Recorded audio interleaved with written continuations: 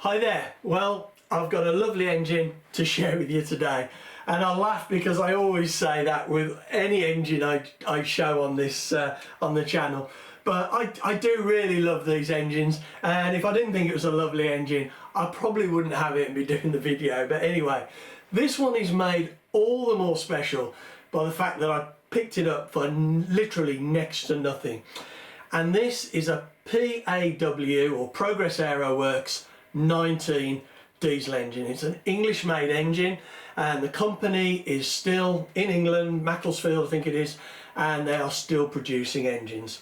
But this is a lovely engine. You can hear it just popping as it turns over. But before we get it in the test stand, let's take a closer look.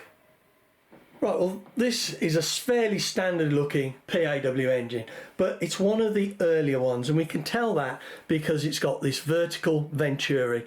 The later ones had a venturi that was angled, and we'll look at that in comparison with this P.A.W. 15, which is a later version. You can see this angled here, and the crankcase is slightly different. It's just been updated, but essentially they are very similar engines, very similar size. So you could say, well, how do I know this is a 19 and not a 15 like this one? And the clue is in the cylinder heads. And if I just lean that over, and we can see on this one the screws are very, very close, almost breaking out of the cylinder head there. Whereas if we look on the 15, you can see there's a little bit of a gap around there. I think this came first, and or at least the 15 came first, and then they decided to bore out the crankcase and the cylinder and everything to make a 19, which is what, just over 3cc, and so they needed to spread those cylinder bolts. But these are great engines, and I really like them. They run absolutely lovely. So whether you've got a 15 or a 19, now I'm not sure whether this is plain bearing or ball bearings, whether it's got a single, or I don't know whether they did them in twin bearings. I think if it was twin bearings it would probably say, but it's very free on the crank here, but there is quite a lot of end play, which I suspect indicates that it's not ball bearing, it's plain bearing. But the only way to be sure, I think, is to actually take them apart and look, which I'm not going to do because I don't want to disturb it. Now, I think this is one of the later engines, because I think around the end of the 60s, or before the end of the 60s, they used to have sub crankcase induction, or a sub piston induction, sorry. And essentially when you wind the piston over top dead center, which I'm doing now, if it had sub piston induction, you would see a gap at the bottom underneath the piston, and it would draw air into the crankcase by that gap. This hasn't got sub piston induction, so I think it's one of the later ones, 70s or 80s, something like that. But I need to read up on this. I'm certainly not an expert on the history of these P.A.W. engines. One thing it's worth saying is these later engines had the size designation on the back. I don't know whether you can just see in there, it says 249, so that's 2.49 cc, and we've got an 80 P.A.W. here, so you can see it's a lot smaller than the 15, and we've got 80 written in the back there. Now that's 0.8 cc. Now this earlier one didn't have any kind of size designation, so it leaves us wondering a bit, not only comparing the sizes, the physical size, but also, as I said earlier, the head bolts or head screws and the placement of those. Okay, so now we'll get this in the test stand, and I'm going to be running it on this 8x6 Tornado prop, and I'm going to be running it hopefully on Model Technics D2000 diesel fuel. So anyway, have a look at this. Now I'll put a little bit of fuel just in the Venturi, and I'll put my glove on as well. I think it's time for a new glove. I've got a hole in it, but right now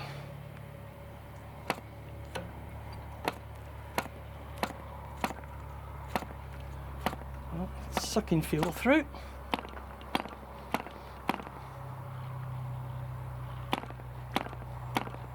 I'll give it just a little bit in the on the piston.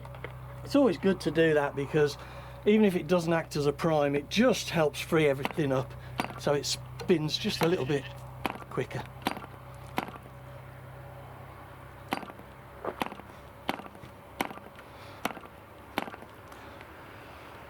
Oh.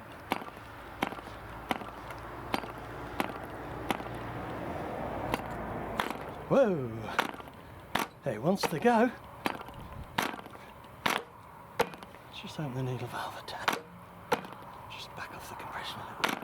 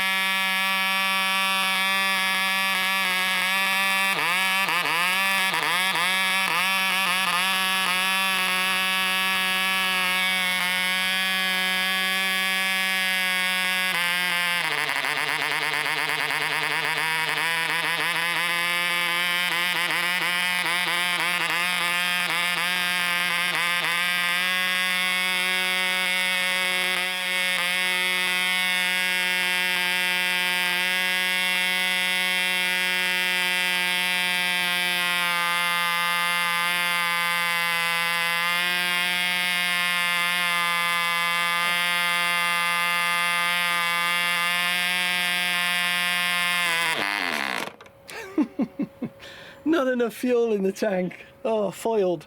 I'm going to put a little bit more fuel in the tank and we'll get this thing started up. Probably, again, it's quite warm, so we'll let it cool down a tad as well.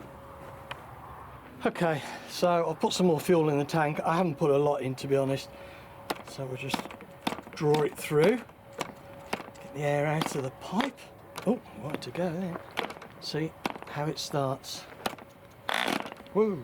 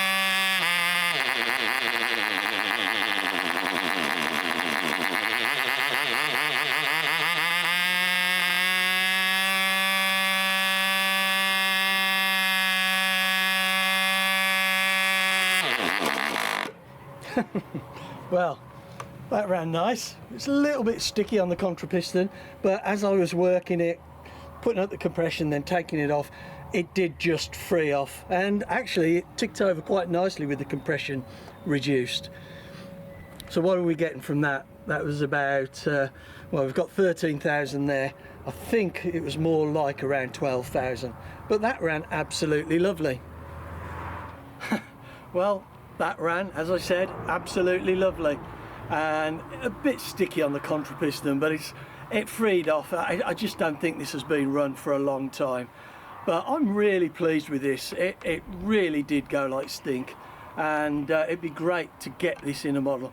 These PAWs, I mean, this one must be from the 70s or 80s, maybe, could be 1980s, but they are really well made engines, and I really like them. I've got a few models with PAWs in. So anyway, I hope you've enjoyed seeing this engine run, and appreciate the quality of these engines.